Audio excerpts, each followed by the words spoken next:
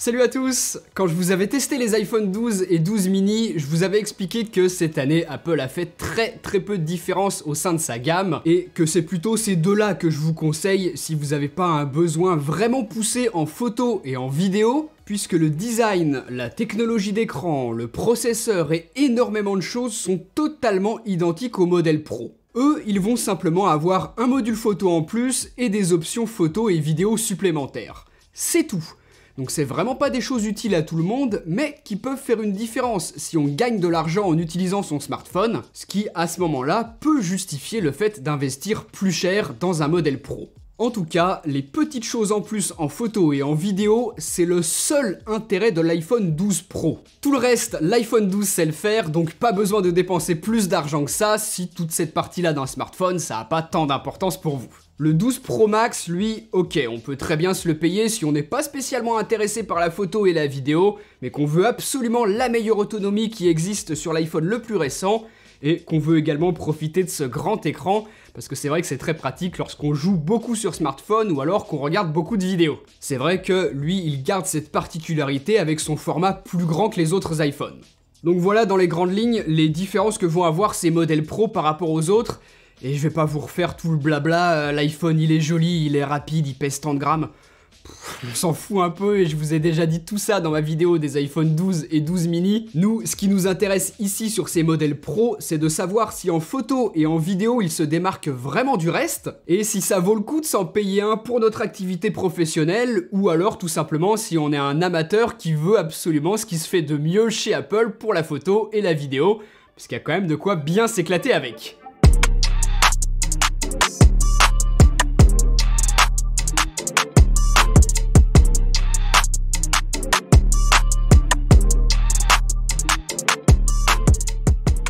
Ces iPhone 12 Pro gagnent le capteur LiDAR pour calculer les distances et un module photo que n'ont pas les iPhone 12, mais petite subtilité cette année, c'est pas exactement les mêmes sur les deux modèles Pro. Le téléphoto du 12 Pro Max est moins lumineux, mais c'est une focale plus longue, un équivalent 65 mm contre 52 mm sur l'iPhone 12 Pro. On pourra donc cadrer plus serré sur le 12 Pro Max à distance égale, et qui dit focale plus longue, dit également plus grosse compression de l'arrière-plan, et donc un rendu plus flatteur pour les portraits par exemple. C'est donc une petite différence qui se voit, mais c'est pas non plus flagrant.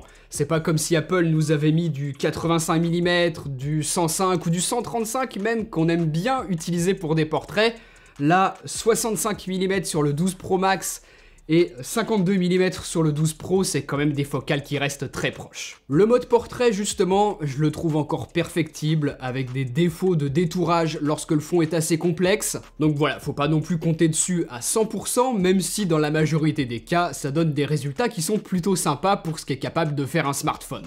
Je vous ai montré que lorsqu'on les met côte à côte, oui, on remarque un petit peu la différence de longueur focale, mais si je ne vous dis pas quel portrait a été fait avec quel iPhone, ça m'étonnerait que vous arriviez à faire la différence entre le téléobjectif de l'iPhone 12 Pro et celui du 12 Pro Max. Par contre, si je vous mets en comparaison un portrait fait avec l'iPhone 12, là, oui, la différence est flagrante, puisqu'avec son module photo en moins, avec lui, les portraits seront faits au grand angle, et là, la focale est bien moins adaptée. Le fond est moins compressé, et si on cadre proche, ça déforme beaucoup les visages. Bref, le rendu des modèles Pro en portrait est bien plus flatteur, et ça peut être quelque chose qui compte. Si par exemple, je sais pas, votre compte Instagram, il est rempli que de photos de vous, parce que oui, ça existe ce genre de compte, bah oui, les modèles Pro feront la différence par rapport aux iPhone 12 qui n'ont pas ce troisième module photo avec le téléobjectif. Ça dépend de votre niveau d'exigence, puisque je vous avais expliqué dans mon test des iPhone 12 que l'on peut aussi très bien zoomer un petit peu dans l'image au moment de la prise de vue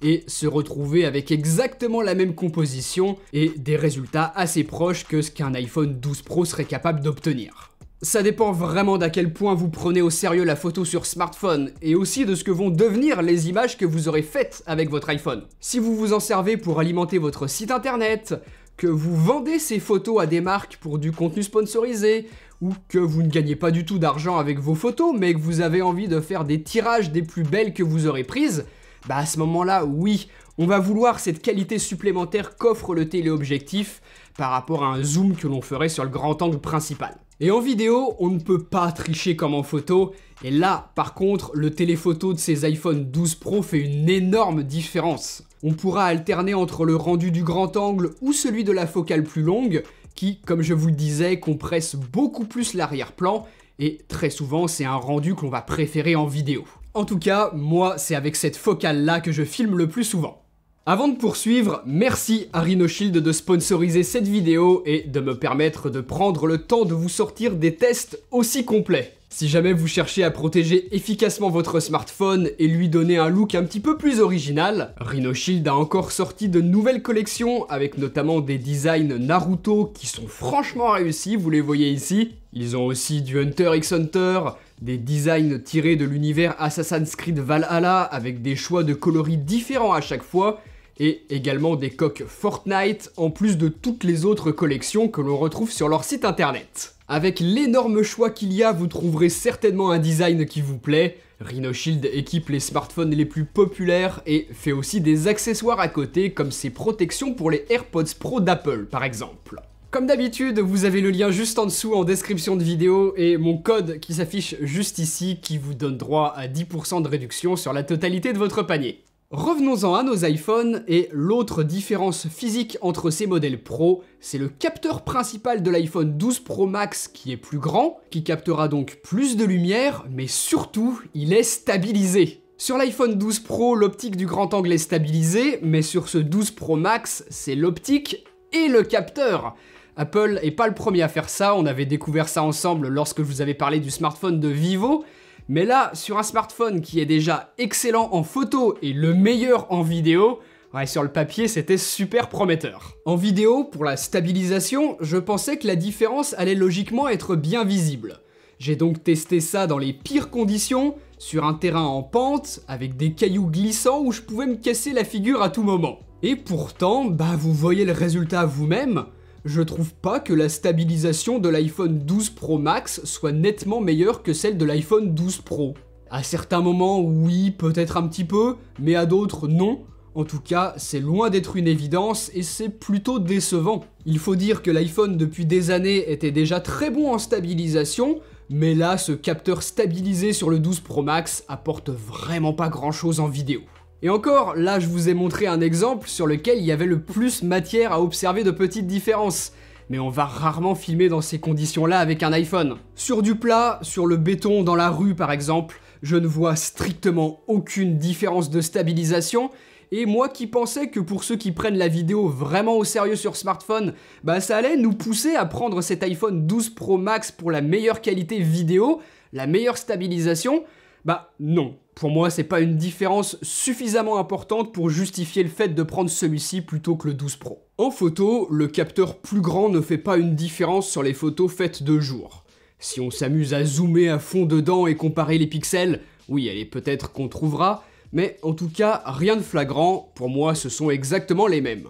De nuit par contre, avec son capteur principal plus grand qui capte donc plus de lumière, l'iPhone 12 Pro Max n'a pas besoin de faire une pause aussi longue que l'iPhone 12 Pro lorsque l'on utilise le mode nuit. Vous voyez que ça se joue à 1 seconde ou 2, mais vu que pendant la pause il faut rester le plus statique possible, eh bien ça peut nous aider à avoir un meilleur résultat. Sur un sujet fixe, honnêtement, moi j'ai pas vu de différence. Mais par contre, s'il y a du mouvement dans l'image, on pourra le ressentir. Le 12 Pro Max fait une pause moins longue, il peut donc plus facilement figer les mouvements, là où on pourra plus facilement se retrouver avec du flou sur les photos faites avec le 12 Pro. Toujours en basse lumière, mais en vidéo cette fois, là aussi je vous montre une comparaison. Pour moi, aucune différence de qualité ne me saute aux yeux. Apple applique déjà un bon traitement logiciel pour diminuer le bruit dans l'image, et l'iPhone 12 Pro donne des vidéos tout aussi bonnes et tout aussi stables à première vue que sur le 12 Pro Max. Voilà, donc le nouveau capteur plus grand et stabilisé sur cet iPhone 12 Pro Max se remarque dans certaines situations. Lorsque le smartphone est en difficulté, oui, le 12 Pro Max s'en sortira mieux, mais c'est des petites différences que l'on remarque lorsqu'on est vraiment pointilleux. S'il faut zoomer à 400% dans une image pour remarquer une petite différence, pour moi c'est qu'elle n'est pas si importante que ça, même si effectivement elle existe. Si on fait des tirages de ces photos prises au smartphone, oui, allez, pourquoi pas. je veux bien qu'on veuille le plus grand capteur du 12 Pro Max. Mais sinon, pour moi, les différences insignifiantes sur la stabilisation en vidéo font que ce nouveau capteur n'est pas indispensable pour moi, et en faisant l'impasse dessus, j'évite d'avoir un iPhone immense avec ce Pro Max. Je le trouve bien trop grand, trop encombrant, et je pense que pour ceux qui préfèrent un smartphone de taille raisonnable, l'iPhone 12 Pro fait parfaitement l'affaire, puisque même sans le nouveau capteur du modèle Max, il est excellent pour tous ceux qui veulent faire d'excellentes images sur smartphone, que ce soit en photo ou en vidéo.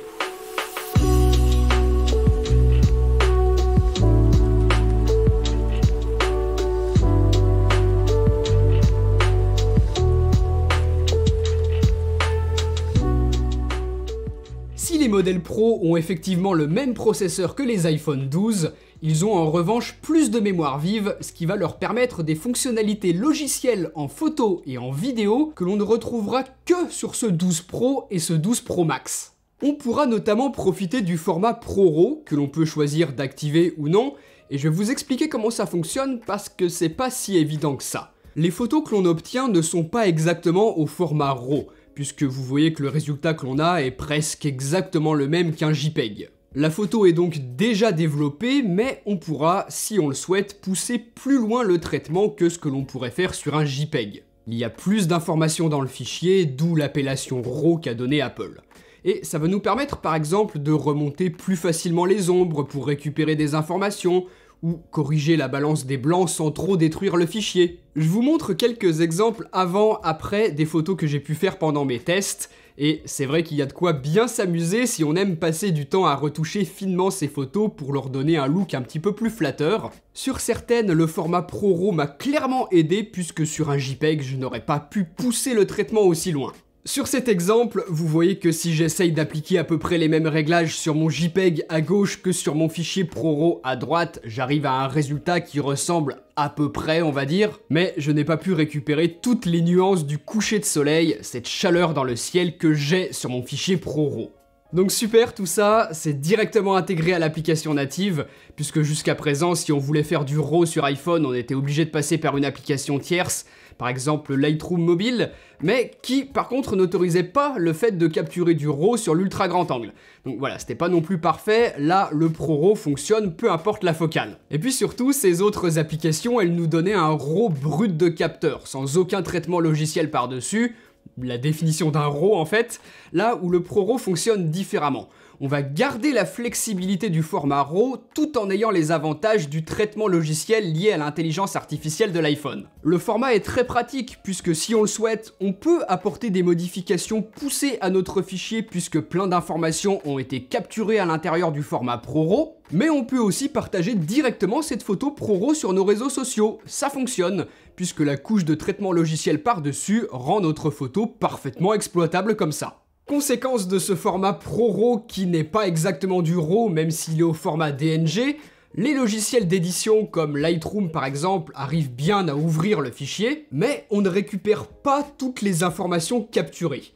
On se retrouve souvent avec des résultats étranges puisque la couche de traitement logiciel faite par Apple n'est pas récupérée par le logiciel. J'ai une tonne de mes photos qui sont inexploitables ailleurs que sur l'iPhone. Dommage, parce que les outils proposés par Lightroom sont bien plus puissants que l'application photo d'Apple qui permet de toucher à très peu de réglages. Hormis la balance des blancs et la teinte, on ne peut pas jouer aussi facilement avec nos couleurs que ce que permet Lightroom par exemple. Comme le format ProRAW est encore tout récent, j'espère que dans le futur, Apple fournira à ses éditeurs de logiciels les outils pour nous permettre de traiter correctement le ProRAW, parce que pour l'instant, la seule manière de bien récupérer toutes les données et de les exploiter, c'est dans l'application photo d'Apple. Et ça uniquement sur un appareil compatible ProRAW. Par exemple, un iPhone 12 ne peut pas faire de photos ProRAW, mais il pourra les lire et les éditer s'il est sous la dernière version d'iOS. Par contre, encore une fois, ce sera pleinement exploitable uniquement dans l'application photo d'Apple, pas dans une autre application de traitement photo. C'est quand même très limitant. Sinon, toujours dans les nouveautés logicielles, et pour ceux qui ont besoin d'avoir tout de suite un bon résultat dans des conditions de lumière difficiles, le mode nuit peut à présent s'utiliser avec la caméra selfie, et ça fait une énorme différence par rapport au modèle Pro de l'année dernière qui était très mauvais dans ce type de situation.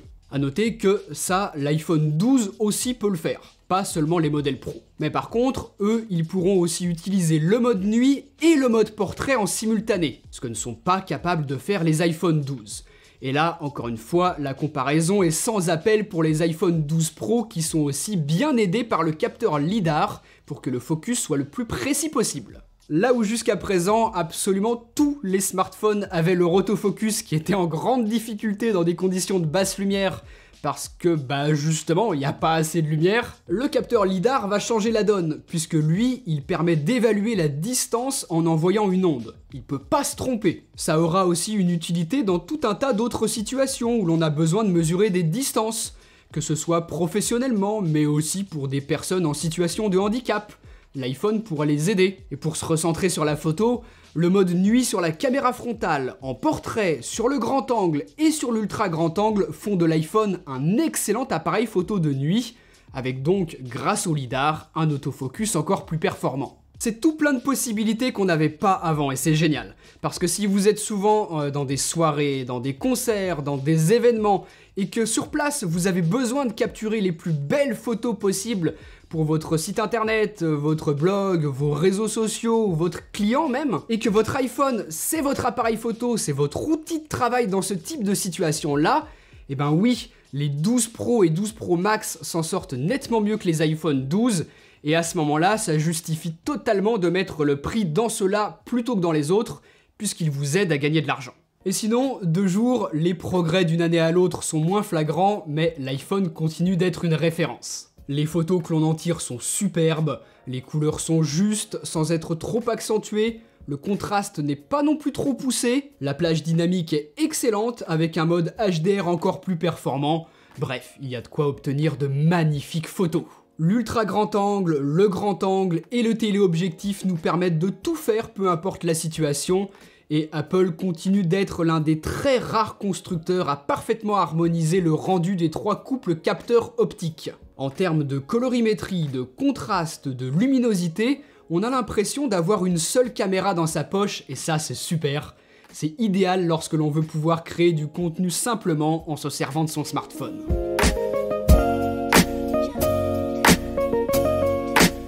Parlons un petit peu de la partie vidéo maintenant.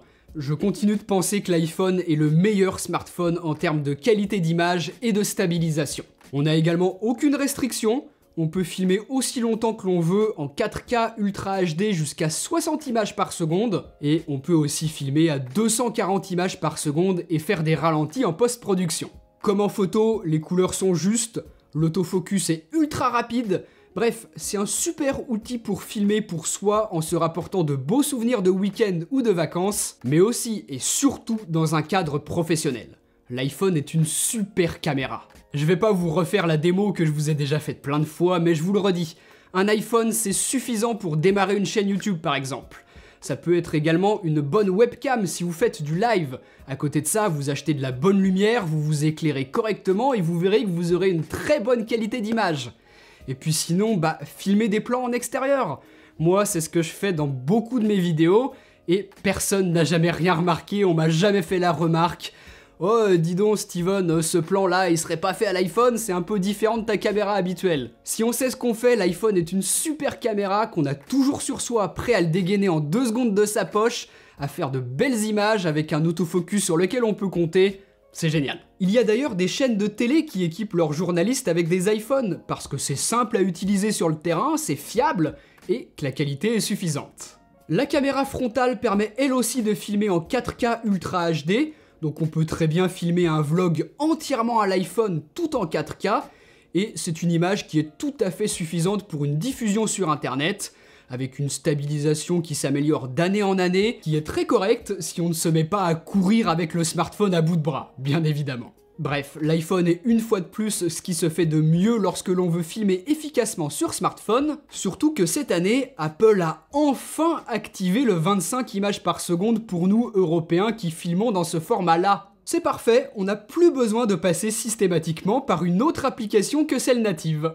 Apple se serait arrêté là, l'iPhone aurait déjà été une super caméra pour un smartphone. Mais ils sont allés encore plus loin en nous proposant, si l'on l'active dans les réglages, la possibilité de filmer en HDR. Le principe est plus ou moins le même que sur le HDR en photo. Ça nous permet de récupérer plus de détails dans les ombres et dans les zones un petit peu plus éclairées, et les couleurs sont plus vives, avec plus de nuances. Vous le voyez très bien ici sur le premier plan en bas à gauche avec l'herbe par exemple. En HDR et sans aucune retouche, on obtient donc un résultat beaucoup plus flatteur. Et petite subtilité, les iPhone 12 Pro seront capables de faire ça à 60 images par seconde, là où les iPhone 12 seront limités à 30. Et puis détail mais qui a son importance, personne parle de ça j'ai l'impression, parce que personne sait vraiment ce que ça veut dire, mais c'est du Dolby Vision que capturent les iPhone 12 et 12 Pro. C'est un type de HDR un petit peu particulier qui est capable d'adapter dynamiquement son rendu, sa colorimétrie, ses pics de luminosité, ses contrastes en fonction de l'écran sur lequel il est affiché. Donc peu importe l'écran HDR sur lequel vous regardez ce que vous aurez filmé avec les iPhone 12, ça devrait être superbe puisque le Dolby Vision fait en sorte que le rendu soit le plus beau possible en fonction de votre écran. Et enfin, en enregistrant en HDR, on gagne également du 10 bits pour les couleurs, contre 8 bits auparavant, et c'est peut-être ça le plus important finalement.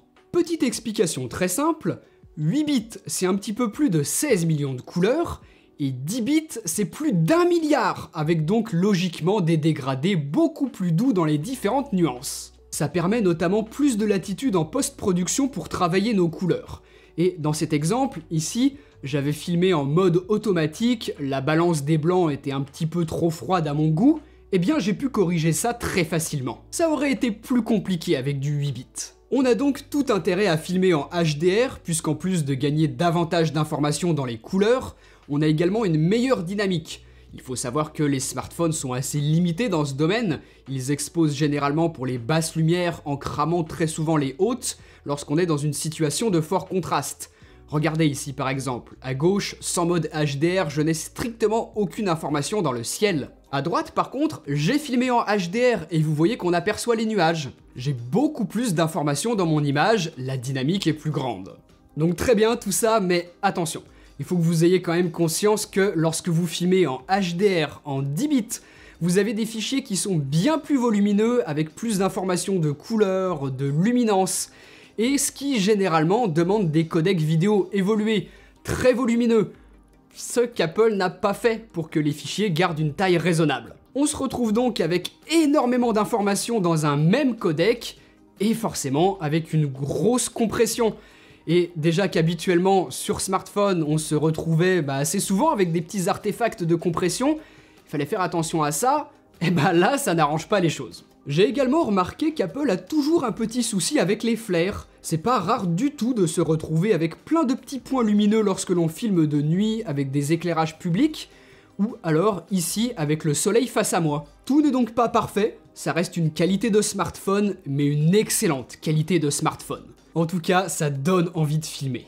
Et on peut parfaitement produire une vidéo entièrement à l'iPhone, ou même inclure des plans filmés à l'iPhone 12 Pro au milieu d'autres plans filmés avec d'autres caméras. Donc c'est vraiment génial. L'iPhone était déjà excellent pour filmer et il devient encore meilleur. Mais par contre, attention, je vous préviens quand même, faire du montage vidéo en HDR, c'est pas forcément facile.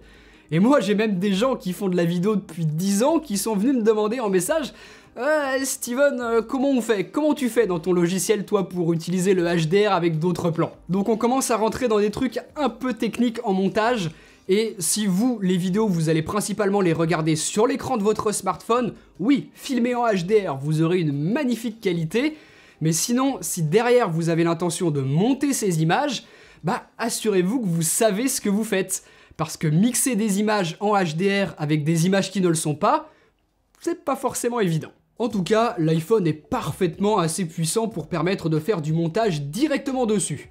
Ce qui est pratique si vous voulez pouvoir partager ça très rapidement sur les réseaux sociaux par exemple. L'écran est encore une fois parfaitement calibré cette année et c'est une référence pour retoucher efficacement ses photos ou ses vidéos, et ce sera évidemment encore plus agréable sur le grand écran de l'iPhone 12 Pro Max, le plus grand écran qui ait jamais existé sur iPhone. Mon seul regret, c'est l'absence d'un haut taux de rafraîchissement comme le font tous les smartphones Android qui sortent depuis un an en proposant du 120 Hz ou à minima du 90 Hz. Apple propose du 120 Hz sur l'iPad Pro, donc j'aurais vraiment aimé avoir la même chose sur les iPhones cette année, Mais non, malheureusement, Apple, c'est pas Samsung, ils produisent pas eux-mêmes leurs écrans, et j'imagine que s'ils avaient pu en avoir assez, évidemment, ils l'auraient fait, ils nous auraient mis du 120 Hz. Je pense vraiment qu'ils auraient aimé le faire, mais qu'ils ont pas pu. Mais en tout cas, peu importe la raison, le résultat pour nous consommateurs, c'est le même. On n'a pas de 120 Hz sur un smartphone aussi cher, et ça, c'est vraiment dommage.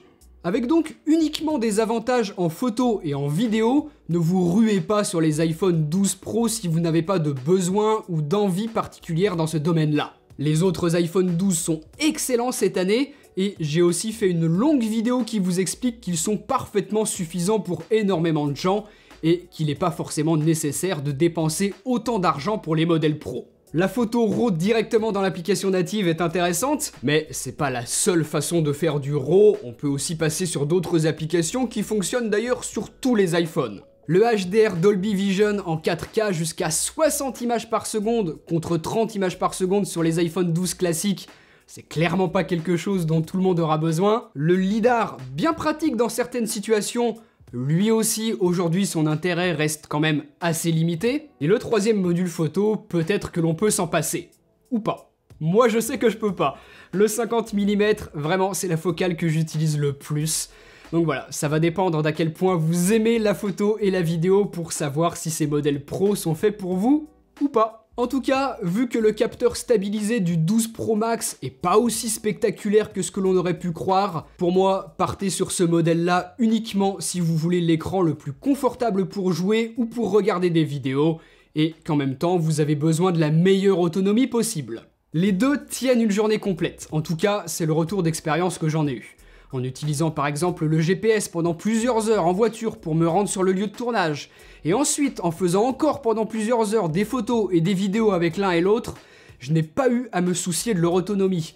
Le 12 Pro Max avec sa batterie encore plus grosse est même plus sécurisant. Je pense que voilà, ce sont vraiment des outils parfaits pour faire de la vidéo, créer du contenu facilement et sans avoir à craindre pour l'autonomie. En plus de ça, ces iPhones profitent d'iOS, et quoi qu'on en dise de ces applications mieux développées que sur Android, ce qui fait une différence importante si notre métier repose sur les réseaux sociaux. C'est pas pour rien que l'immense majorité des gens qui communiquent sur ces plateformes sont sur iPhone. Les applications sont mieux faites, plus stables, la qualité des stories est meilleure. Et puis les données que l'on stocke sur notre smartphone sont mieux protégées. Bref, iOS garde ses avantages et devient de plus en plus intéressant maintenant qu'il est de plus en plus ouvert. On a vu notamment l'apparition des widgets cette année. Le logiciel, c'est une question de goût. Si vous aimez pas, vous aimez pas. Peut-être faites quand même l'effort d'y retourner, ça a pas mal changé ces dernières années. Mais en tout cas, si vous aimez iOS, vous allez clairement vous éclater avec ces nouveaux iPhone 12 Pro et 12 Pro Max pour faire de la photo et de la vidéo. Ils sont incroyables. Comme d'habitude, je vous laisse juste en dessous en description de vidéo des liens si vous avez envie de les acheter tout en soutenant la chaîne. Et puis bah dites-moi vous, juste en dessous en commentaire ce que vous avez pensé de ces nouveaux iPhone 12 Pro et 12 Pro Max. Et puis bah nous on se retrouve bientôt pour de prochaines vidéos. Allez, salut!